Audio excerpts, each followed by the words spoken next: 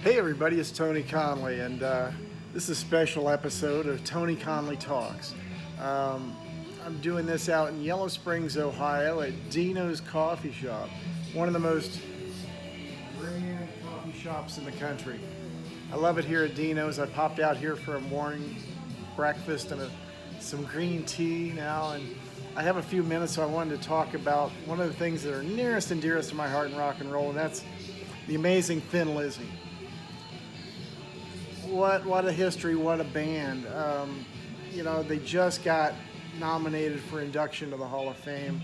And if they don't get inducted, they should tear the joint down. You know? I have ambivalent thoughts about the Rock and Roll Hall of Fame. Everyone does. But I have friends who have been inducted, and they're always just wonderfully proud, and they're always overjoyed to have had that honor bestowed upon them, and I think anybody would. Thin Lizzy, let's go way back in time, probably 1976, and I'm probably 16 years old, and all of a sudden on the radio jumps out Jailbreak. At the time, there wasn't a lot like that on American radio. There's a lot of rock and roll, there's a lot of, seminal metal bands, there's all sorts of stuff.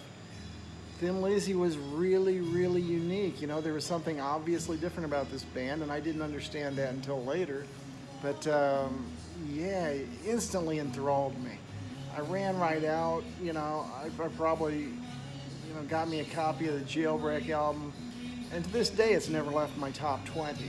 A transcendently beautiful album. Still to this day, it amazes me.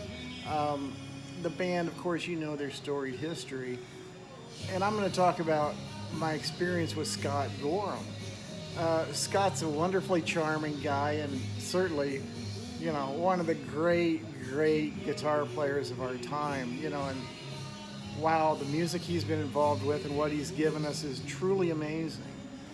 And about 4 years ago in Sacramento, I was interviewing Scott with his new band Black Star Riders, which of course was, the child of Thin Lizzy. There was a big discussion about whether the band would be called Thin Lizzy, but it was decided that Phil wasn't there, time had marched on, the fans were, how they were. You've seen their things that get said about things like this.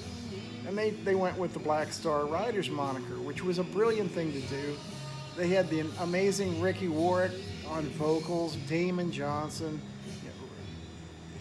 Now they have Robbie Crane playing bass. What a great player he is.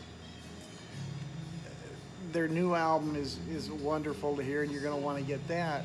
But little visitor there. Let's go back just for a minute to when I spent some time with Mr. Gorham. I had a great interview with Scott in the lobby of a very nice hotel in Sacramento, California. And we talked about all things Lizzy, we talked about rock and roll, we talked about different things. One of the most important things, a lesson he gave to me that day, was not about the twin leads, it was actually about the right-hand rhythm guitar playing. And I had spoken to Damon Johnson about this as well.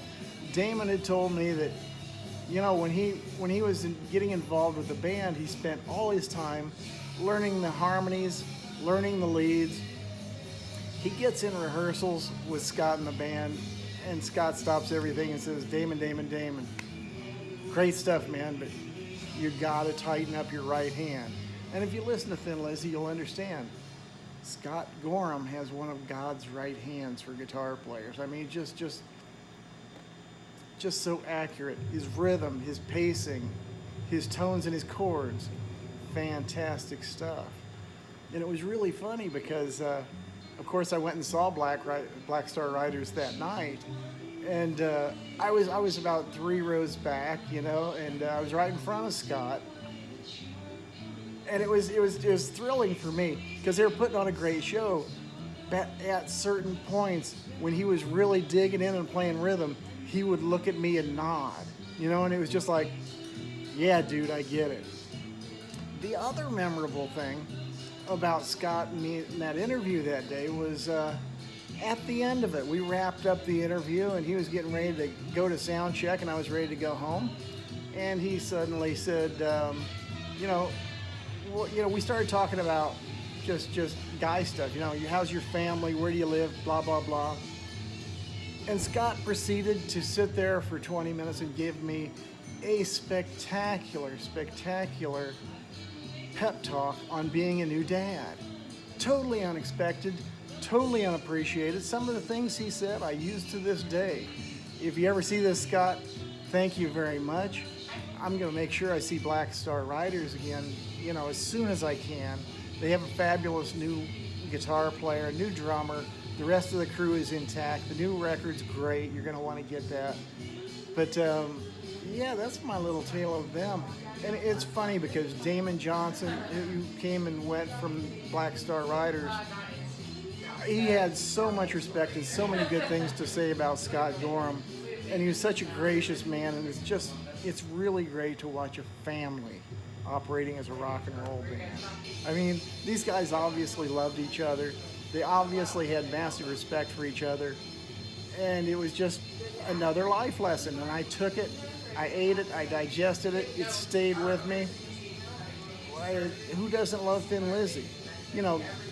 Post something on Thin Lizzy. Hit me with a song below here that I might, you might not think I know. Johnny the Fox, that album's anniversary was just a day or two ago. Dig out the whole catalog and buy it. That's right, spend some money on some music. Get some tickets when Black Star Riders come to your town. I'm going to cut this short because I have a lot to do today. I have a very, very good interview coming up live from Australia at 5 p.m. Eastern Central Time, 2 p.m. Pacific Time. And of course, you can catch it on the replay, but I'm going to be live with Alana G., who is a visionary, a legendary person from Queensland, Gold Coast, Queensland in Australia. And I'll be seeing her sometime next year. Yeah, there's some good things going to happen. Lots going on right now, but I'm really looking forward to that.